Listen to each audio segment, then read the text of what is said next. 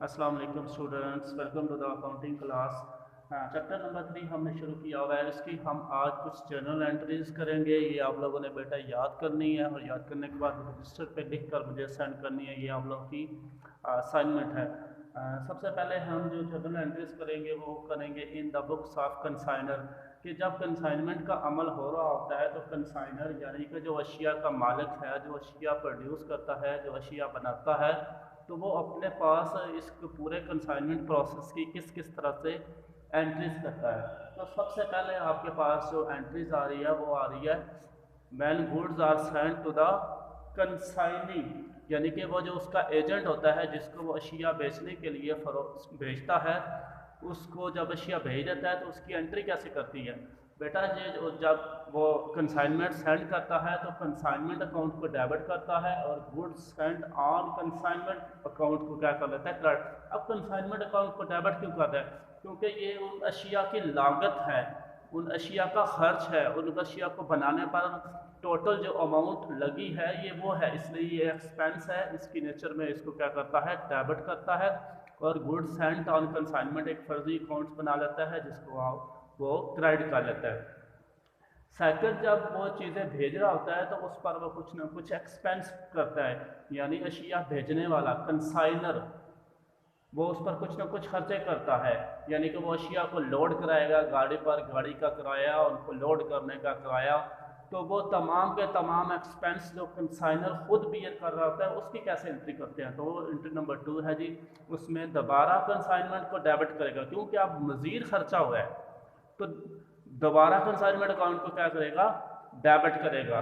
तो आपको पता है जितने भी एक्सपेंस होते हैं एक्सपेंस के अकाउंट को डेबिट किया जाता है, इसलिए ये कंसाइनमेंट भी एक एक्सपेंस का अकाउंट है। ये देखिए, एक कंसाइनर जो है वो अगर एक से ज़्यादा कंसाइनमेंट भेजा यानी उसके एजेंट में भी 4 या 5 होंगे, तो हर एजेंट को जो कंसाइनमेंट भेजेगा उसका अलग अलग अकाउंट बनाएगा, इसलिए हर कंसाइनमेंट के साथ वो नंबर लिख देता है। तो एक कंसाइनमेंट ये जो भेज रहा है, इस यहाँ पे हम सिर्फ एक कंसाइनमेंट की बात कर रहे हैं, तो कंसाइनमेंट को करेगा डेबिट। तो इसके अगेंस्ट वो कैश दे रहा है, जब वो कैश देता है तो कैश में कमी आती है तो कैश को कर लेता है क्रेडिट। नेक्स्ट एंट्री नंबर 3 है जिसमें जी रिसीविंग एडवांस फ्रॉम कंसाइनी। ये जो कारोबार होता है कंसाइनमेंट का एक दूसरे के भरोसे पर होता है। बाज़ औक़ात जो कंसाइनी होता है उसके पास कुछ पैसे होते हैं तो वो एडवांस में कंसाइनर यानी मालिक को भेज देता है, तो उसकी एंट्री मालिक अपने पास कैसे करेगा। देखिए, जब उसको कैश रिसीव होगा या बैंक में पैसे आएंगे तो वो उसको डेबिट कर लेगा। अब लेकिन इसके अगेंस्ट उसने कंसाइनी को कुछ भी नहीं दिया ना, उसने अभी गुड्स दी हैं। ये जो गुड्स दी है इसका तल्लुक अलग से है, ये पैसे भेजने का अलग से कॉन्सेप्ट है। तो यहाँ पे वो कंसाइनी को कर रहा है क्रेडिट, क्यों कि वो उसको अपनी लाइबिलिटी शो कर रहा है कि मैंने एडवांस में कंसाइनी से इतने पैसे ले लिए हैं।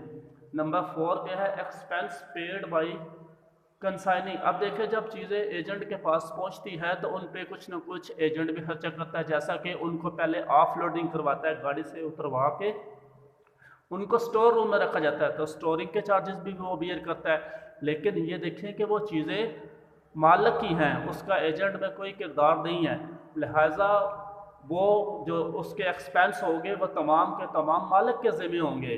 तो मालिक उनकी एंट्रीज अपने पास कैसे करेगा, वो एक्सपेंस करने के बाद एजेंट मालिक को बता देगा कि मैंने तुम्हारी अशिया पर इतने खर्चे किए हैं। तो अब दोबारा क्योंकि ये कंसाइनमेंट का खर्च है उसके अंदर ऐड होगा, इसलिए कंसाइनमेंट डेबिट होगी। और कंसाइनी ने ये खर्च मालिक के बिहाफ पे किया है, लिहाजा मालिक ने अब इतने पैसे मजीद कंसाइनी को देने हैं, यानी ये उसके लिए और मजीद लाइबिलिटी बन गई है, इसलिए उसने कंसाइनी को यहाँ पे क्रेडिट किया है। नंबर 5 पे देखें, जब वो उन अशिया में से कुछ अशिया बेचता है यानी वो फरोख्त कर देता है, तो ये चीज़ें मालिक की हैं, ये चीज़ें मालिक की है। उसने जब जब जब उन पे कास्ट आती रही है तो वो कंसाइनमेंट को डेबिट करता रहा है। अब जब वो चीज़ें फरोख्त होंगी तो उतनी अमाउंट से वो कंसाइनमेंट को क्या कर देगा, क्रेडिट कर देगा।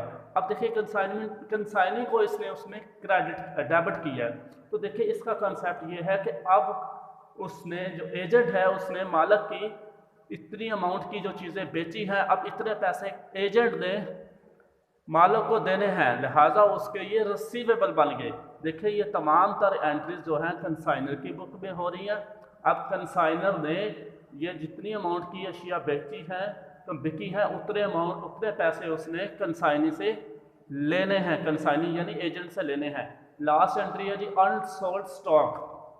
देखिए जितनी उसने अशिया बेचनी थी बेच दी, बाकी कुछ अशिया बच भी जाती हैं, उसकी एंट्री मालक अपने पास कैसे करता है। मालक जो उसकी कंसाइनमेंट में जितनी भी अमाउंट शो हो रही होती है, यानी जो अशिया नहीं बिकी होती वो डेबिट में लिखी होती है, जब उसको अपने वापस स्टोर में रखता है, अपनी स्टोर वाली बुक में उसकी एंट्री करता है तो उसको कर देता है क्रेडिट, और कंसाइनमेंट स्टॉक अकाउंट यानी अब वो तमाम की तमाम चीज़ें दोबारा स्टॉक में ले लेता है और उसको डेबिट कर देता है। तो बेटा ये एंट्रीज आपने याद करनी है, ये इस चैप्टर की बेसिक एंट्रीज हैं। इन्हीं एंट्रीज की बिहाफ पर हमने आगे न्यूमेरिकल सॉल्व करने हैं। अगर ये एंट्रीज नहीं आती होंगी तो हम न्यूमेरिकल नहीं कर सकते। अगर किसी किस्म की कन्फ्यूजन हो, मेरे समझाने में कोई कमी रह गई हो, तो आप व्हाट्सएप पे मैसेज करके मुझे पूछ सकते हो, इनकी कॉन्सेप्ट या लॉजिक पूछ सकते हो। आपने ये तमाम एंट्रीज याद करनी है, याद करने के बाद इनको एक पेज पर राइट डाउन करना है और मुझे सेंड कर देनी है। फी मान अल्लाह।